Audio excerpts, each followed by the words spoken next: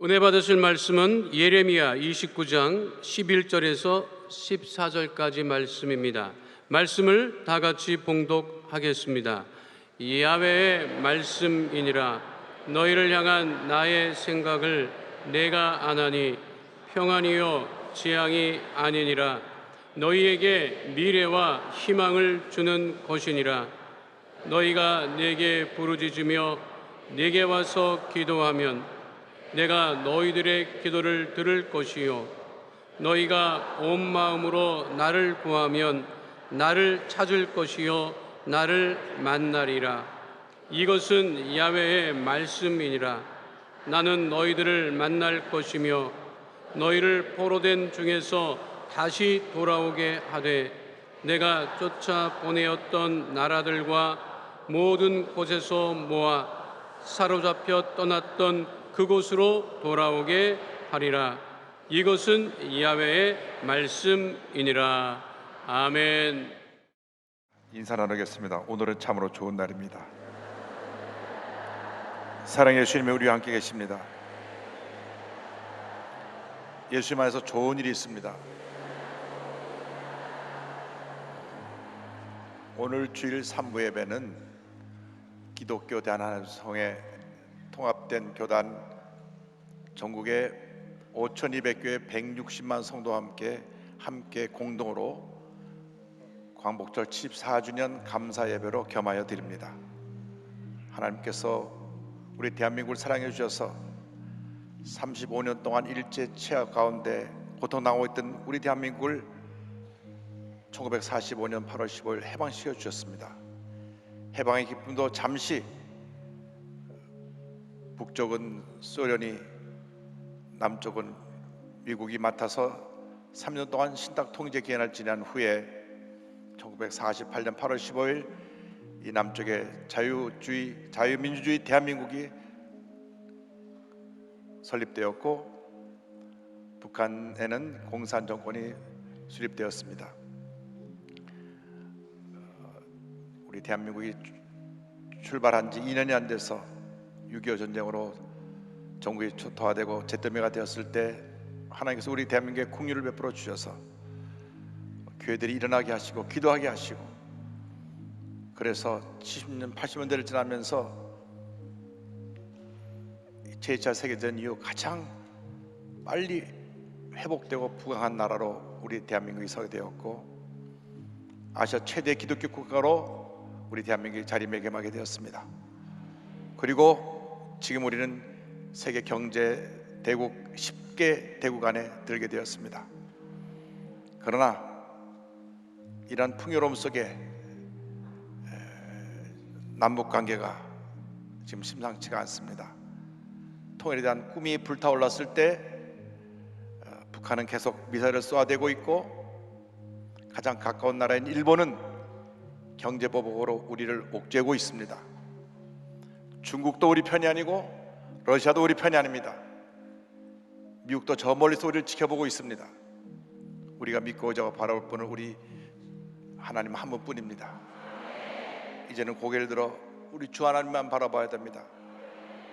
동서남북 어디를 바라보아도 우리에게 희망이 보이지 않을 때 우리는 고개를 높이 들고 온 우주 만물을 지으시고 다스리시는 우리 주 하나님을 바라보아야 합니다. 주님께서 이 절망의 때를 믿음으로 잘 이겨나게 하시고 위대한 은혜와 축복을 우리에게 더해줄 것을 믿습니다. 밤이 깊으면 새벽이 밝아오는 것입니다. 아무리 절망의 밤이 깊어도 반드시 희망의 새벽은 밝아오는 것입니다. 거룩한 꿈과 소망을 가지고 간절히 기도할 때 주님께서 우리 기도를 들으시고 응답하시고 놀라운 일을 우리에게 나타내 보여주실 것입니다.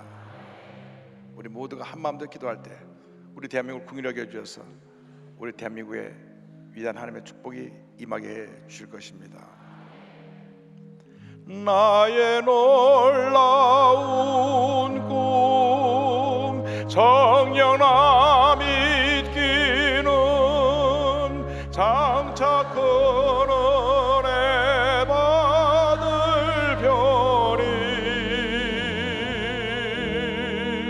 나의 놀라운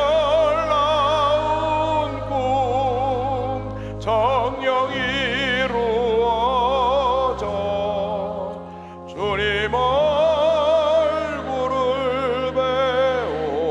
배우리라. 특별히 우리 대한민국이 정치권이 다퉈서 편가르기를 하고 이념 싸움을 하고 있고 지금 국론이 사분오열되어 있습니다. 하나님, 우리 천여명만 기독교인이 일어나서 우리 대한민국을 하나로 만들게 하여 주시고 하나된 힘으로 현선 무너뜨리고 복음으로 남북통일을 이루어서 남북 8천만이 함께 예배된 날이 다가오게 하여 주옵소서. 평화통일의 날이 다가오게 하여 주옵소서. 다 같이 기도합니다. 주여, 주여, 주여. 사랑과 은혜와 자비하신 하나님 아버지 간절히 기도합니다. 우리를 불쌍히 보시고 불쌍히 보시고 불쌍히 보시옵소서. 동서사방으로 우리가 옥죄임을 당하고 있고 주님이여 이 나라의 많은 어려움이 우리를 둘러싸고 있습니다. 국론은 분열되어 주님이여 정치권은 나누어 다투고 있고 하나님 아버지 북한은 연일연이한 미사일을 쏘아대며 일본은 경제보복으로 우리 대한민국을 어렵게 하고 있습니다. 주님 우리를 불쌍히 보시옵소서. 우리를 불쌍히 보시옵소서. 천여명만 크리스찬들이 눈물로 회개하며 성령 안에서 하나 되게 하여 주시옵소서. 손에 들었던 비난의 돌을 내려놓게 하여 주옵시고 사랑과 용서로 하나 되게 하여 주옵시며 서로 화해하고 이해하고 주님이여 우리가 손에 잡고 화목하고 하나 되어 위대한 믿음의 전쟁에 행하는 죄보다일수록 은혜 내려 주옵소서. 주님만 믿고 여호와 바라봅니다. 주님만 믿고 여호와 바라봅니다. 주님이여 광복 74주를 맞이하여 기독교에 대한 하나님의 성에 160만 성도와 하나님 5,200 교회와 함께 예배드립니다. 주님 이 예배를 받아 주옵시고 우리의 기도가 하늘보다를 움직이는 놀라운 기도가 되어서 주님의 응답과 기도가 축복이 이 땅에 임함으로 저 휴전선 무너지고 남북통일된 날에 속히 나오게 하여 주옵소서. 우리의 힘으로 할 수 없습니다. 주님만이 그 위대한 일을 하실 줄 믿습니다. 우리를 불쌍히 보시옵소서. 우리를 궁일하게 하여 주옵소서. 상처 입은 심령들 어루만져 주옵시고 눌리고 찢은 심령들 주님의 위로와 평안을 허락하여 주옵소서. 믿음으로 승리하게 하여 주옵소서. 주님만 바라보게 하여 주옵소서. 주님 우리는 아무것도 아닙니다. 주님 없이는 우리 아무것도 할 수 없사오니 불쌍히 보시고 역사에 주관하여 주옵소서. 우리 주님의 삶 가운데 주님의 사랑과 용서와 치료와 평안함이 임하게 하여 주옵소서. 주님이여 우리가 모두 절망에 대하여 일어나 믿음으로 일어나 샘으로 얻게 하여 주옵시고 오직 주님만 바라보고 이후로 전진 또 전진하는 저희 모두가 되도록 은혜 내려 주옵소서. 우리 기도를 응답하여 주옵소서. 우리 기도를 응답하여 주옵소서. 우리 기도를 응답하여 주옵소서. 주님 영광과 존귀 홀로 받으시옵소서. 주님 함께하여 주옵소서. 나의 놀라운 꿈 정령함이 끼는 장차 큰 은혜 받을 편이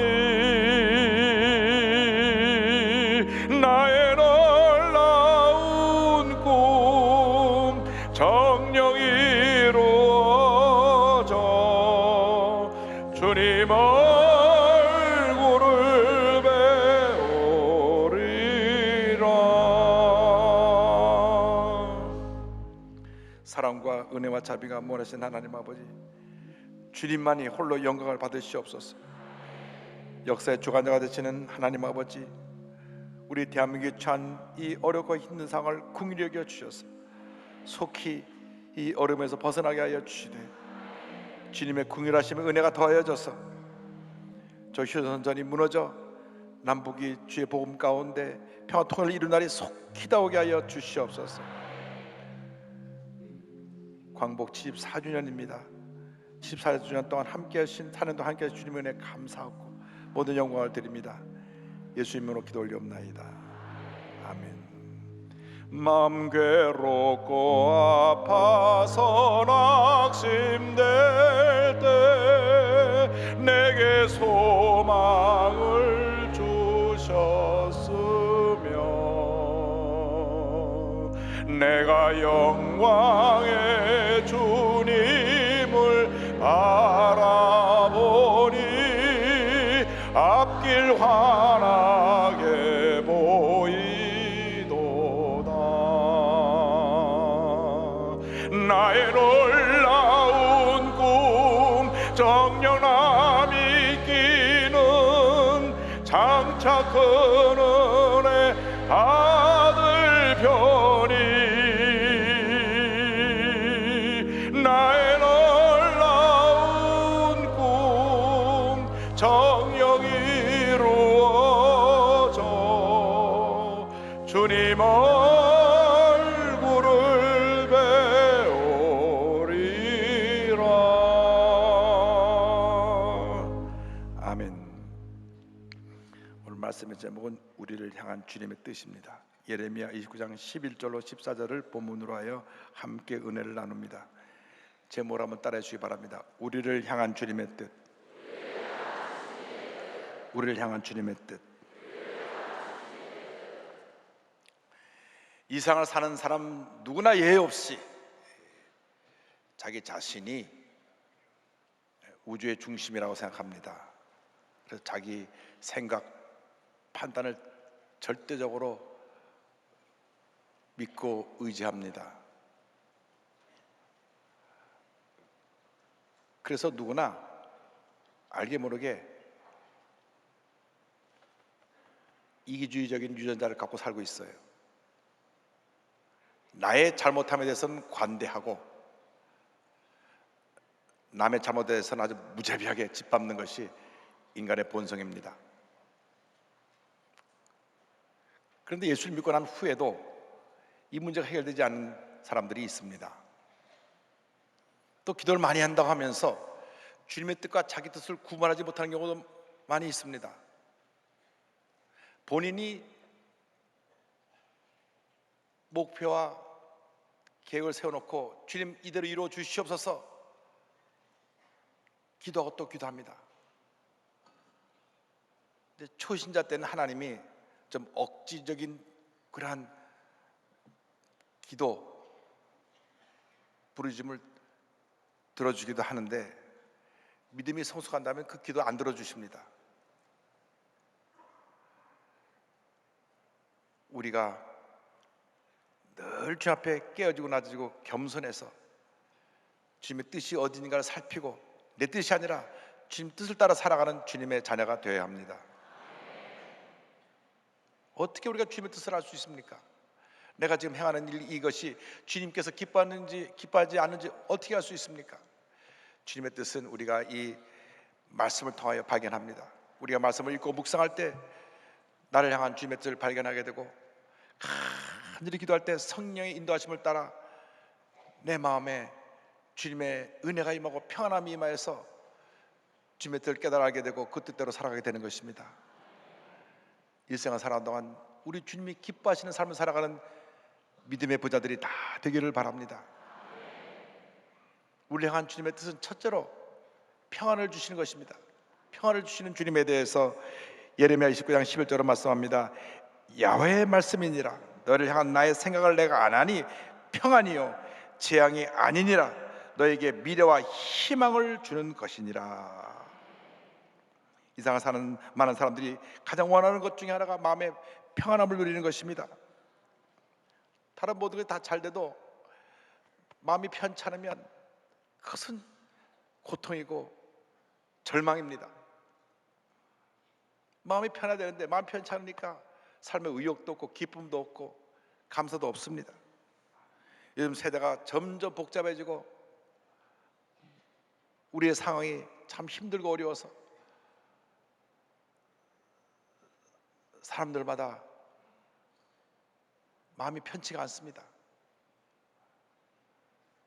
절망과 고통을 느끼며 살아갑니다. 상처투성 인생으로 살아가고 있는 것입니다. 잠언서 10장 20절에 이와 같은 말씀이 있습니다. 마음의 즐거움은 양약이라도 심령의 근심은 뼈를 마르게 하느니라. 요즘 얼마나 우울증 환자가 많이 늘어나는지 모릅니다. 불면증 환자가 그렇게 많습니다. 잠을 못 잡니다. 그래서 수면제가 날개 돋친지 팔려나가고 프로포폴이라고 하는 수면 유도제를 많은 사람이 크게 늘어나고 있다고 합니다. 또 공황장애로 인해서 얼마나 많은 사건 사고들이 터져 나오는지, 순간적인 그 충동을 제재하지 못해서 사람을 막 죽입니다. 며칠 전에도 한 사람이 두 사람을 죽였는데, 동네 사람을 잘 아는 사람을 가서 죽였는데, 내가 술김에 내가 화해하러 갔다가 충동적으로 나도 모르게 그런 살인을 하고 말았다고 이렇게 경찰 조사받을 때 말한 것을 보았습니다. 그만큼 사람들의 마음이 불안하고, 그만큼 사람들의 마음에 염려, 근심, 걱정, 고통, 괴로움이 많은 것입니다. 그래서 마음의 평안을 얻어보기 위해서 요가도 해보고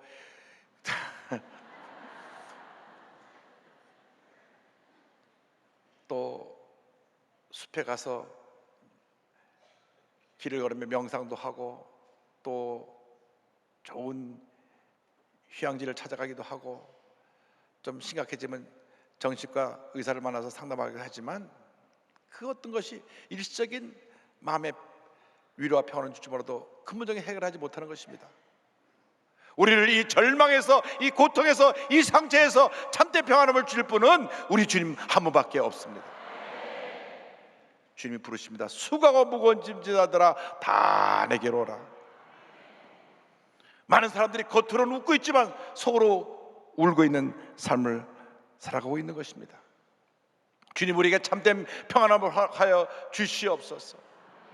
예수님께서 요한복음 14장 27절에 이와 같이 말씀하셨습니다. 평안을 너에게 끼치노니 곧 나의 평안을 너에게 주노라.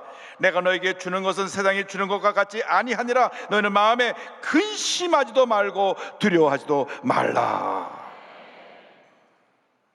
이 세상에서 우리가 얻는 것은 절망과 상처뿐입니다. 여러분, 문제를 바라보지 말고, 문제에 빠져있지 말고 문제 해결자 되신 주님께 나오시기를 바랍니다. 사람들이 참 모든 것 다 갖추고 부족한 거 없는 것 같은데도 문제만 닥치면 문제에 빠져버려요. 문제를 멀리 놓고 봐야 되는데, 문제가 다가오면 문제를 갖다가 눈앞에 갖다 대고 문제 속에 갇혀버립니다. 여러분, 주님 주신 평안함을 가지고 모든 문제와 어려움을 이겨나가는 여러분 되기를 바랍니다. 시편 4편 8절은 고백합니다. 내가 평안히 눕고 자기도 하리니 나를 안전하게 살리시는 이는 오직 야훼이시니이다. 진정한 평안을 소유한 사람은 어떠한 절망적인 상황에 다가와도 절망하지 않고, 분노하지 않고, 미워하지 않고, 다투지 않고 주님이 주신 평안함으로 모든 어려움을 이겨내는 것입니다. 나의 마음속이 늘 평안해.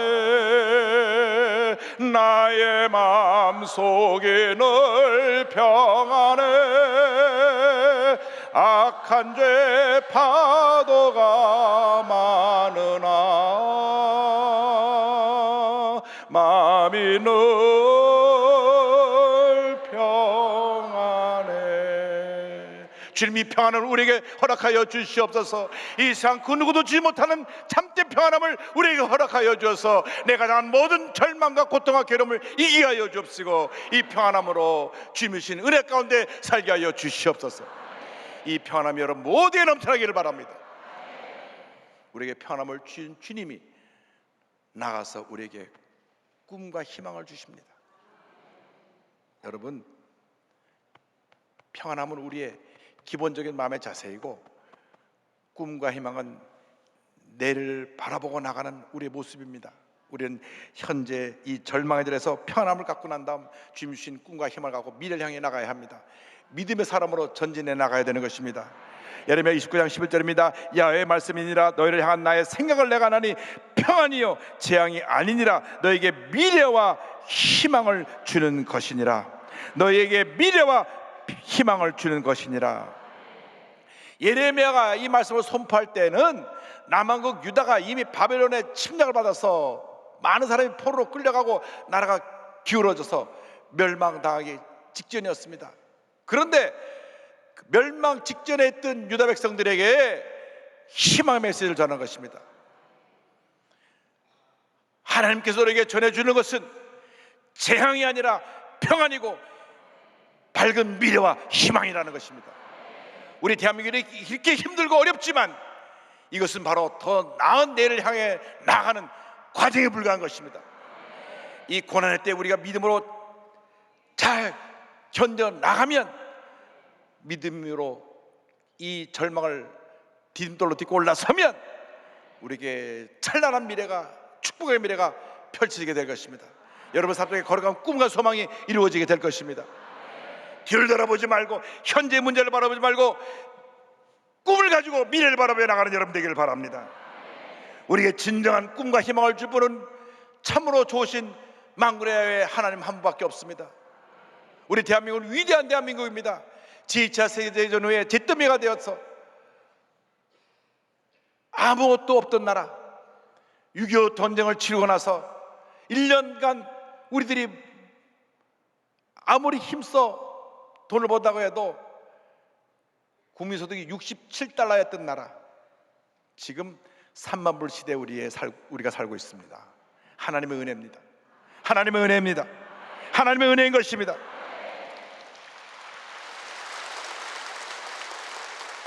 저절로 된 것이 아니라 이 땅에 1,200만 크리스찬이 모여서 기도하고 또 기도하고 또 기도하고 나가서 열심히 일하고 최선을 다해서 노력했기 때문에 하나님께서 우리 대한민국을 위대한 대한민국으로 세워주신 것입니다. 너무나 풍요로움 속에 우리 믿는 사람들이 신앙의 열정이 식어지고 뒷짐지고 있으니까 하나님이 사랑의 채찍을 때리시는 것입니다. 이때 우리 크리스찬들이 일어나야 되는 것입니다. 우리 교단이 이 일에 앞장서기로 했습니다. 우리 160만인 교단이 먼저 일어나고 한국의 1,200만 성도가 일어날 때 우리 대한민국의 위대한 미래가 펼쳐지게 될 것입니다. 여러분, 고난은 축복의 도구입니다. 하나님께서 우리에게 좋은 것을 주실 때 이 고난이라고 하는 보따리에 싸서 주세요. 이 고난이라는 보자기가 영 볼품 없고 또 어떤 때는 고난의 보자기에 막 가시들이 삐죽삐죽 나와서 고자기를 풀려면 손도 찔리고 피도 나고 그러는데 보자기를 다 풀고 나면 그 안에 축복이라는 보물이 담겨 있습니다. 할렐루야, 할렐루야.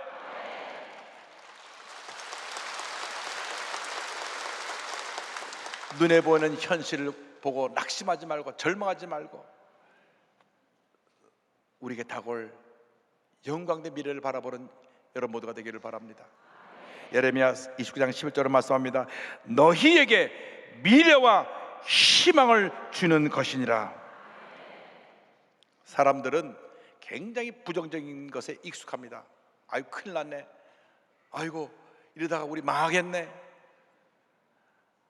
안 망해요. 왜 앞서 걱정하고 탄식하며 문제를 해결하라고 하지 않고 문제 앞에 주지 않는지 모르겠습니다.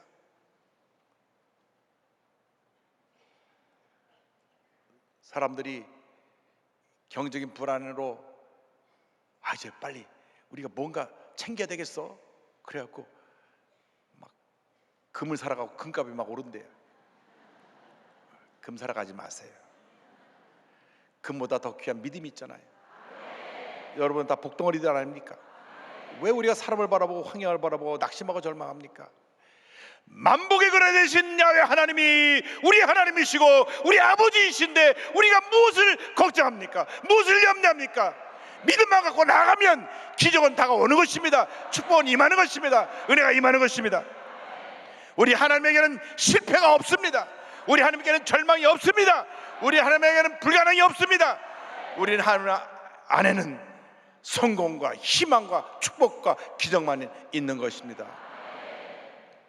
지금 이 어려운 상황이 우리에게 새로운 기회입니다.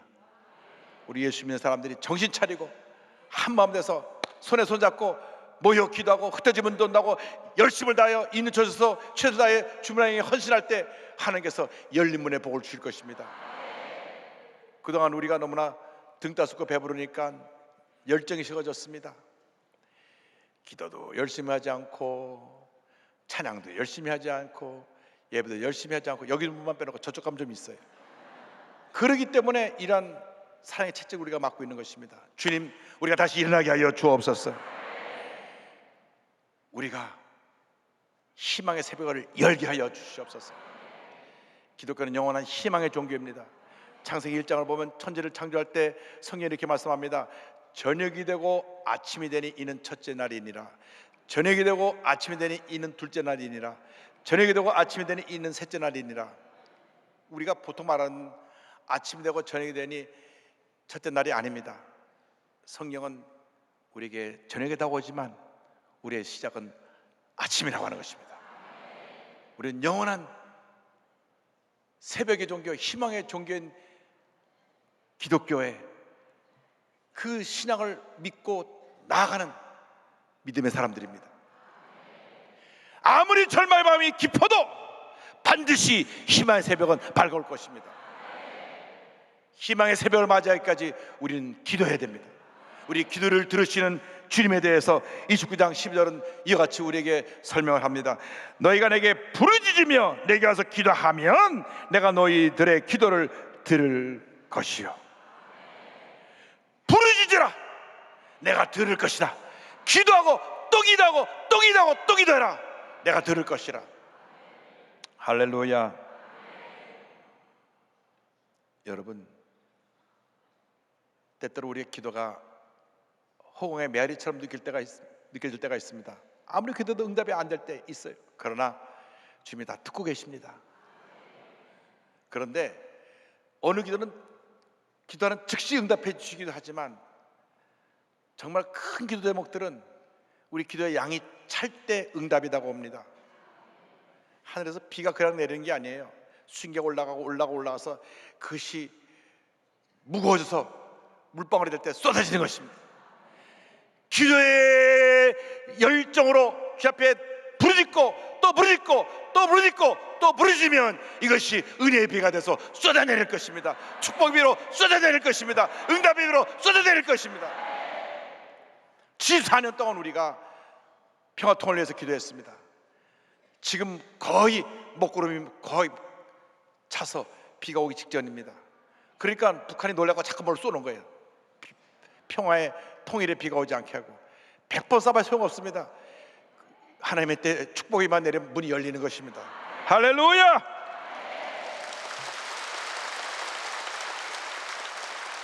고난 중에 기도하십시오. 마음이 어려울 때 기도하시고 답답할 때 기도하시고 고통스러워 죽고 싶은 그 절망의 때 기도하시기 바랍니다. 주님 외에는 우리의 문제를 아실 분이 없어요. 주님만이 우리의 문제와 어려움을 아시기 때문에 눈물로 기도하면 주님이 그 기도를 들으시고 응답해 주시는 것입니다. 시편 3편 4절을 말씀합니다. 내가 나의 목소리로 야훼께 부르짖으니 그의 성전에서 응답하시는도다. 부르짖으니 응답하시는도다. 부르짖으니 응답하시는도다. 할렐루야. 예레미야 29장 13절입니다. 너희가 온 마음으로 나를 구하면 나를 찾을 것이요 나를 만나리라. 온 마음과 뜻과 정으로 다하여 주님을 찾고 또 찾으면 나를 만나리라. 나를 만나리라. 내가 알지 못하는 놀라운 일을 너에게 펼쳐 보여주리라. 예레미야 33장 3절입니다. 너는 내게 부르짖으라 부르짖으라. 내가 내게 응답하였고 내가 알지 못하는 크고 은밀한 일을 내게 보이리라. 할렐루야. 우리가 깨닫지도 못하는 그 놀라운 일들이 우리 앞에 펼쳐질 것입니다. 그 첫 번째 사인이 우리 마음의 평안함입니다. 마음의 평안함이 다가올 때 이미 응답이 절반은 다가온 것입니다. 마음이 불안하고 걱정스럽고 잠을 못 자겠고 그때는 아직 때가 안 됐습니다. 그 불안, 염려, 걱정이 따를 때 기도하고 또 기도하고 또 기도하고 또 기도하고 또 기도해서 마음이 평안함이 다가와야 합니다. 마음이 평안함이 다가온 다음 그 다음 꿈과 희망을 주시고 꿈과 희망이 이룰 때까지 기도하고 또 기도하고 또 기도하고 또 기도하게 만드시는 것입니다. 예수님께서 마태복음 7장 7절로 8절에 말씀하셨습니다. 구하라 그리하면 너에게 주실 것이요 찾으라 그리하면 찾아낼 것이요 문을 두드리라 그리하면 너에게 열릴 것이니 구하는 이마다 받을 것이요 찾는 이는 찾아낼 것이요 두드리는 이에게는 열릴 것이니라. 할렐루야. 할렐루야. 여러분, 기도를 쉬지 말고 멈추지 말고 간절히 메어 달려서 응답에 들어올 때까지, 은혜의 쏘나이프가 쏟아질 때까지 기도의 자리에서 떠나지 않게 되기를 바랍니다. 부르짖고 또 부르짖고 또 부르짖고 또 부르짖으면 반드시 응답이 다가오는 것입니다. 1992년 2월 달에 임신 4개월째 된 조영애 집사님 초음파를 검사하는데 이상 증세가 발견되었습니다. 이 태아의 머리뼈가 아직 다 굳어지지 않았는데 그 뒤쪽으로 뇌가 쏟아져 나온 것입니다. 그 의사가 이 아이는 태어나도 살 가망이 없기 때문에 아이를 떼야 되겠습니다. 낙태를 권유하는 것입니다. 근데 이 조집사님은 크리스찬이라 하나님께 맡기고 낙태를 거부했습니다. 사람의 생명은 사람이 정하는 것이 아니라 하나님께 속한 것입니다. 저는 아이를 낳겠습니다. 10개월 후에 제왕절개 수술로 아이를 낳는데 아이가 태어나자마자 병원에 발칵 뒤집었습니다. 뇌가 쏟아진 채로 태어난 것입니다. 이 뇌를 집어넣으려니까 이미 뇌가 나와 있어서 안에 뭐가 있어서 들어갈 수도 없고, 또 집어넣다가 감염되면 감염으로 죽게 됩니다. 또 잘라내려니 잘라내도 죽겠고, 이래도 죽고 저래도 죽을 상황에 처하게 된 것입니다. 의사가 말합니다. 수술한다고 해도 1% 살 희망이 없습니다. 그때 조집사님은 말합니다. 이 아이가 수술해서 산다면 그건 의학이 한 일이 아니라 하나님이 하신 일이겠네요. 그럼 우리는 기도할 테니 선생님은 최선을 다해 수술해 주세요.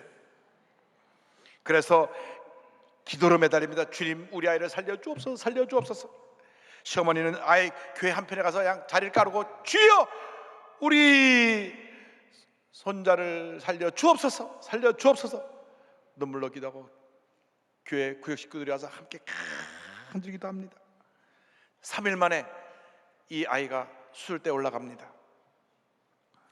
그래서 이 뇌 밖으로 나온 그 머리뼈 밖으로 나온 뇌를 다 잘라내는데 대뇌의 70%, 손의 90% 이상을 잘라내고 아이가 기적적으로 살아났습니다. 그런데 의사는 또 절망적인 얘기를 합니다. 의사가 믿음이 없었던가 봐요.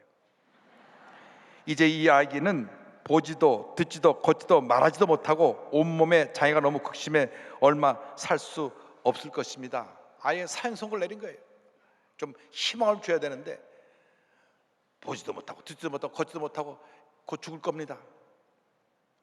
33일 만에 퇴원했는데 너무 말라서 뼈 가죽이 드러나고 머리는 찌그러지고 볼품이 없었습니다. 아이가 자라면서 고비고비를 넘깁니다. 8개월 때 뇌출혈이라서 또 큰 수술하고, 그러도 여러 차 수술하고 또 수술합니다. 수술할 때마다 집안 형편의 이 수술비 때문에 방 2개 있던 집이 1개로 옮기고 나중엔 지하 스판 지하방으로 옮기면서 아예 수술하는데 이 집사람이 얼마나 믿음이 큰지 주님이 고쳐준다는 꿈과 희망을 잃지 않았습니다. 믿음으로 꽉 주님만 붙잡고 나갔습니다. 주님, 어떤 모습이라 좋으니 살아서 내 옆에 있게 하여 주옵소서. 하나님이 그 생명을, 그 귀한 아이의 생명을 연장시켜 준 것입니다. 정말 생명력이 끈질겨서 의사가 며칠이면 죽는다는 아이가 하루하루 버텨나갑니다. 또 기도합니다. 아이 이름이 모세인데 모세가 이제 앉을 수 있게 해주세요. 그러니까 누워서 보동거리고 일어나지 못한다는 애가 앉습니다. 하나님, 모세가 일어나게 해주세요. 일어납니다. 모세가 걷게 해주세요. 걷습니다. 할렐루야. 이 어머니는 기도하고 또 기도하고 또 기도하고 또 기도하고 또 기도해서 그 믿음의 역사로 날마다 기적을 체험하고 또 기적을 체험합니다. 여러분, 믿음의 사람들이 되어야 돼요. 주연의 큰 믿음의 은사를 주셔서 절대 긍정 절대 감사의 믿음으로 승리하게 하여 주옵소서. 그런데 놀라운 것은 이 아이가 제대로 보지도 못하고 듣지도 못하고 말도 못하는데 집에서 구행 예배를 드리는데 5살쯤 됐는데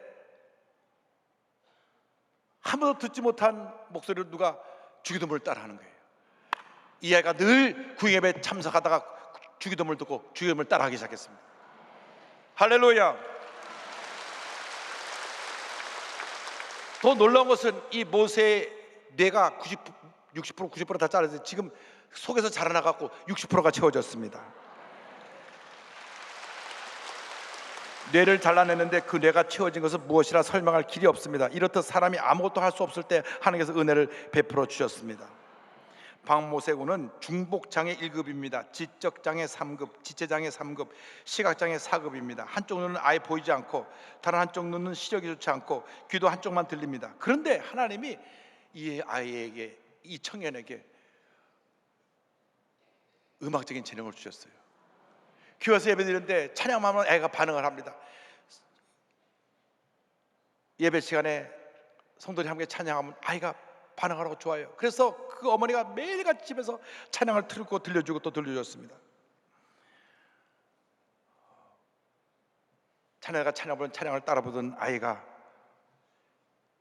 음악에 재능을 준 것을 알게 되었습니다. 초등학교에 입학한 지 얼마 안 돼서 장애 학부모 행사에 나가서 노래를 부릅니다. 이 노래에 감동을 받은 그 장소에 있던 한국여자농구연맹 총재께서 여자 프로농구 경기 와서 애국가를 부르게 합니다. 그가 장애를 가졌지만 애국가를 부른 모습이 많은 사람에게 감동을 줬고 2009년 한국 스페셜 올림픽 전국 하계대회 개막식에서 애국가를 불렀고 2013년 평창 동계 스페셜 올림픽 개막식에서 애국가를 부릅니다. 할렐루야!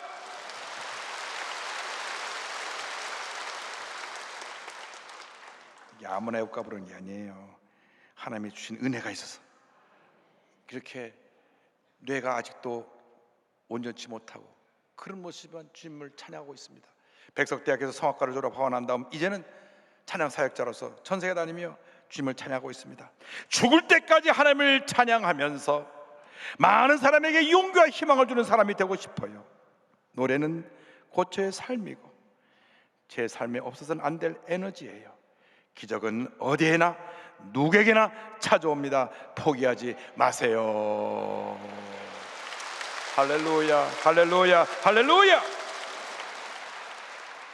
마음의 평안함을 가지고 거룩한 꿈과 힘을 가지고 불태진의 기도로 나가는 여러분 되시길 바랍니다.